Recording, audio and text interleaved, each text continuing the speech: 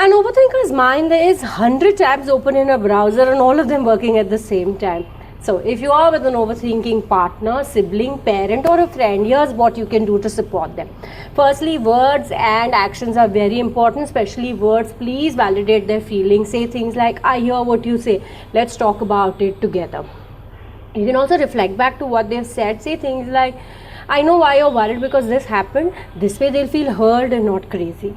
Please remind them of their past wins because they think in worst case scenario patterns. So if they know they've handled something like this in a good way before, it's going to reduce their catastrophe.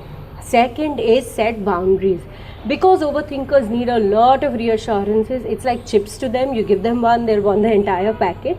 Set reassurance time slots. When you said, let's talk about dinner, and not the entire day. It doesn't mean that you don't care about them, but you have to understand you are their partner, not 24/7 helpline.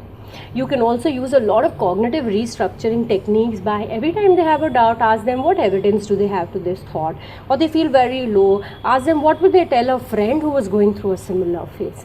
You can also try and help them develop coping skills like journaling, mindfulness, because it's not running away. You just want them to develop tools that are long term and not quick fixes. And if none of this helps, please ask them to seek help through therapy. That's the best support and help you can get them, because through dialectical behavioral techniques and cognitive behavioral techniques, we can help them work on their overthinking patterns.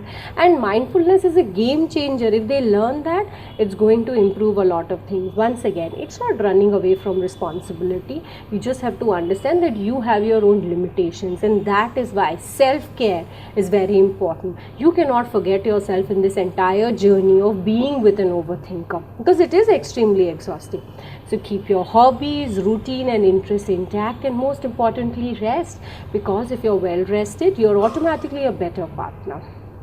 Right? So you have to imagine that dating an overthinker is intense, but through empathy, through patience and structure, you'll be able to have a lovely and a meaningful and a deep relationship with them.